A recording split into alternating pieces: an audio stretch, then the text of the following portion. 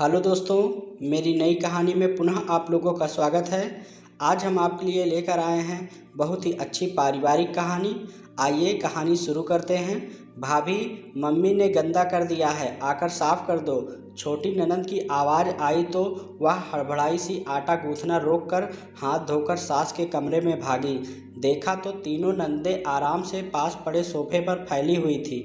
इतनी आवाज़ें लगाई तब आई हो? छोटी ननंद भुनभुनाते हुए बोली, दीदी मैं आटा गूंथ रही थी। हाँ, काम तो बस आप ही करती हो, मुंह बनाते वह बाहर चल दी। पीछे पीछे दोनों नंदे भी खिसक ली कि कहीं अनु माँ के कपड़े बदलवाने में उनसे मदद न मांग ले। अनु ने फुर्ती से सफाई कर सास के कपड़े बदले। 2 साल से अनकथ वह यही करती आ रही है। 2 वर्ष पूर्व उसकी सास फिसल कर गिरी तो चोट लगने की वजह से शरीर लकवाग्रस्त हो गया। अनु की तीमारदारी से सुधार तो हुआ, पर निचला हिस्सा संवेदन शून्य ही बना रहा।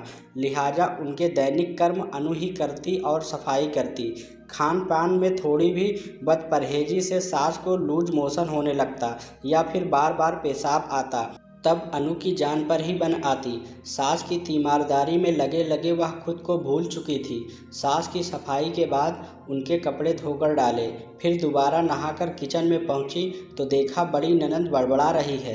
अनु 10 बजने आए और तुमसे अभी तक नाश्ता नहीं बन सका? हद होती है कामचोरी की। मैं अभी बनाती हूँ दीदी। सब्जी तो छौंक दी थी, आटा गूंथ रही थी कि मम्मी जी की सफाई के लिए जाना पड़ा। अभी पराठे सेकती हूँ, तुम तो रहने ही दो। माँ का बहाना कर तुम अपनी भड़ास इस तरह निकालती हो। नंदों का आना भी जो नहीं रहा तुम्हें। ठीक है भाई, अब खुद ही बना खा लेंगे, तुमसे तो हो नहीं रहा।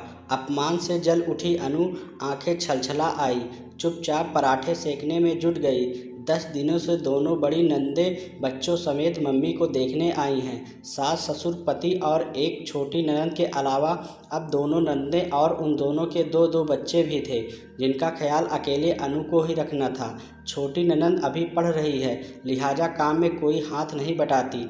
अनु जब से ब्याह कर आई है, दूसरे ही दिन से घर के कामों में ऐसी जुटी कि फिर कभी फुर्सत ही नहीं मिल पाई। जी जान से सबकी सेवा करती, लेकिन सास रमा देवी के मुख से कभी उसके लिए तारीफ के 2 शब्द ना निकलते।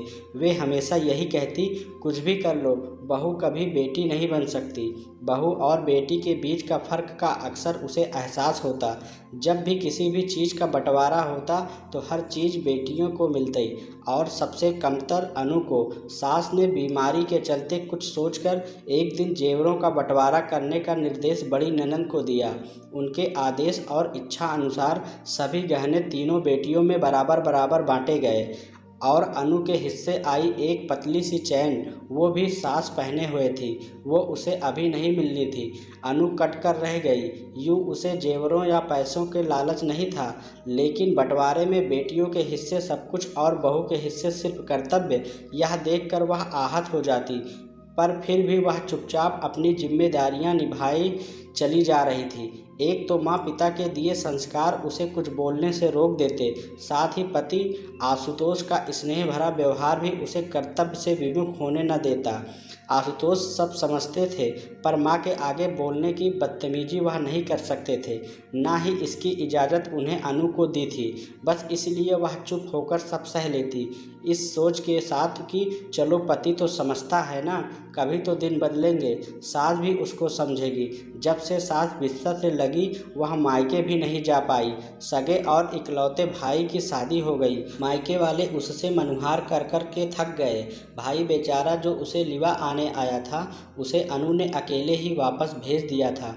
कैसे जा सकती थी वह? कौन करता सास की सेवा? नंदे वैसे तो साल में 4-5 बार आ धमकती माँ को देखने के बहाने, पर काम के समय ना आ पाने के उनके अपने बहुत बहाने थे। ऐसे में आशुतोष अकेले ही ससुराल में शादी अटेंड कर आए थे, इस वादे के साथ कि कुछ समय बाद वे अनु को मायके जरूर भेजेंगे। लेकिन इन 2 वर्षों में वह समय एक बार भी नहीं आया था। अनु मन मसोस कर रह जाती।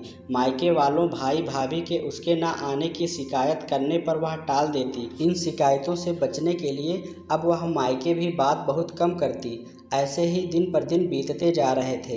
इधर कुछ दिनों से उसके पापा की तबीयत ठीक नहीं चल रही थी, तो वह सोच रही थी कि 2-4 दिनों के लिए उन्हें देख आए। सास की तबीयत भी फिलहाल संभली हुई थी और दोनों नंदें भी आई हुई थी कि अचानक आए भाई के फ़ोन ने उसे भीतर तक हिला डाला।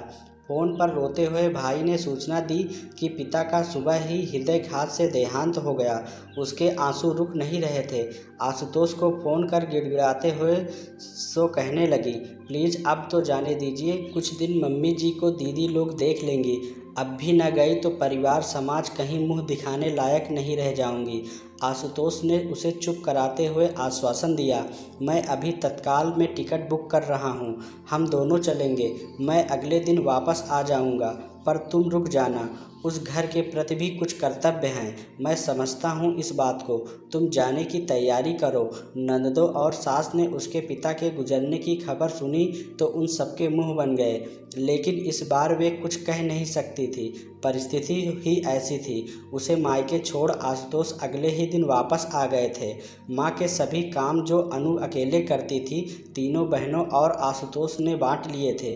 फिर भी क्योंकि आदत नहीं थी काम करने की, तो हमेशा कमियां रह ही जाती।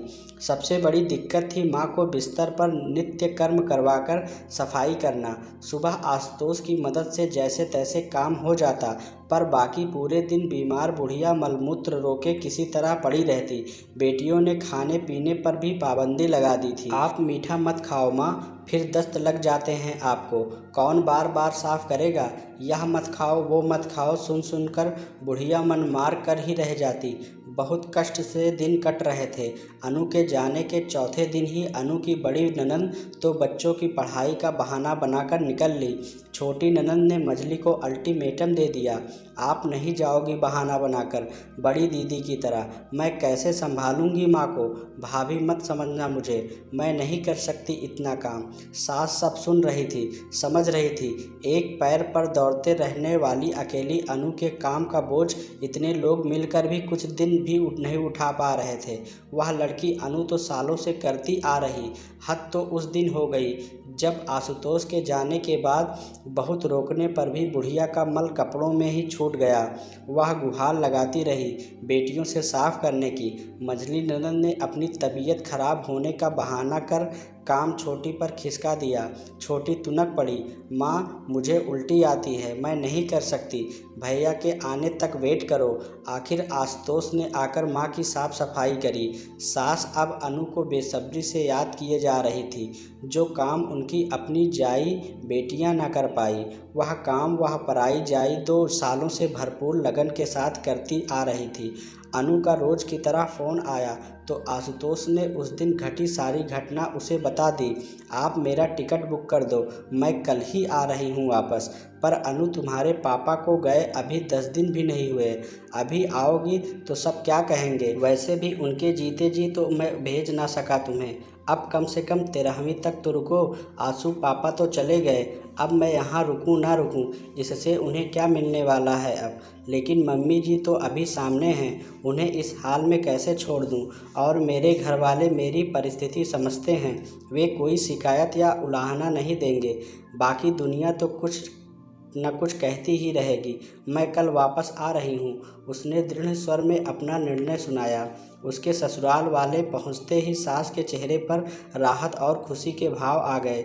नंदों ने भी चैन की सांस ली। सब पहले जैसा ही चलने लगा। फर्क बस यह था कि सास ने अपना तकिया कलाम रटना छोड़ दिया था कि बहू कभी बेटी नहीं बन सकती।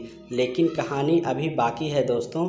रक्षाबंधन पर अनु के भाई भाभी उसके घर आ गए। इतने सालों से आप नहीं आ पाई तो इस रक्षाबंधन हमने सोचा हम लोग ही आपके पास आ जाएं। भाभी मुस्कुराते हुए कह रही थी, अनु कुछ ज़रूरी बात भी करनी थी, इसलिए हमें आना ही था। भाई बोला। अनु की नंदें भी राखी पर मायके आई हुई थी।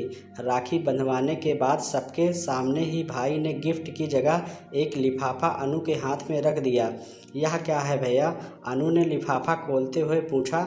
लिफाफे में जायदाद के बंटवारे के पेपर्स थे, तेरे साइन चाहिए, इस पर भाई बोला।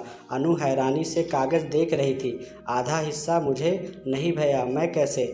पापा का सब कुछ आपका और भाभी का है। उसकी आंखें गीली थी। बेटियों का कोई हिस्सा नहीं होता क्या माँ बाप की जायदाद में? पापा मम्मी का जो कुछ जितना मेरा है उतना ही तेरा भी है। तेरी भाभी का भी यही मानना है। अब जल्दी से साइन कर इस पर। ना भैया, बेटियों का हिस्सा सिर्फ जायदाद में नहीं होता, कर्तव्यों में भी होता है। मैं कहाँ कुछ कर पाई मम्मी पापा के लिए, उनकी बीमारी में भी खड़ी ना हो पाई, तुम्हारी शादी तक मैं ना आ पाई, यहाँ तक कि पापा के जाने के बाद तेरा दिन भी रह ना पाई। जब कर्तव्य में हिस्सा नहीं निभाया तो जायदाद में हिस्सा कैसे ले लूँ? भाभी ने दिन रात एक कर पापा की सेवा की, घर संभाला, सब पता है मुझे। भैया, मुझे जायदाद में हिस्सा नहीं चाहिए, बस अपने प्रेम में हिस्सेदार बनाओ आप दोनों, ताकि माँ बाप पापा के बाद भी मेरा मायका बना रहे। भाई भाभी और तनु तीनों की अश्रु धाराएं अविरल बह रही थी, जो चार और हृदयों का कलुष धो रही थी। अनु की सास और तीनों नंदे इस घटनाक्रम की साक्षी थे। उन्हें आज आभास हो रहा था कि असल खजाना भौतिक संसाधन नहीं, बल्कि वह आत्मीयता और प्रेम है जो अनु और उसके भाई भाभी के बीच है। अनु को कभी इस तरह गले लगाना तो दूर, उन लोगों ने उसके सेवा भाव और लगन की भी कभी सराहना तक नहीं की थी। भाई के सीने से लगी अनु के कानों में जैसे ही सास की पुकार पड़ी, वह सब भूल उनकी ओर लपकी। क्या हुआ मम्मी जी, कुछ चाहिए? ना बेटा, बल्कि कुछ देना है। अपना एक हाथ बामुश्किल उठाकर उसके सर पर रखते हुए सास बोली, आशीर्वाद देना है तुझे, सबको तेरे जैसे बहू मिले, बहू हो तो ऐसी। अनु हैरत के साथ साथ खुशी से रो पड़ी। तीनों नंदे भी कह उठी, भाभी हो तो ऐसी। तो दोस्तों, आपको यह कहानी कैसी लगी हमें कमेंट बॉक्स में ज़रूर बताना। अगर आप नए हैं तो वीडियो को लाइक और चैनल को सब्सक्राइब ज़रूर करना। धन्यवाद।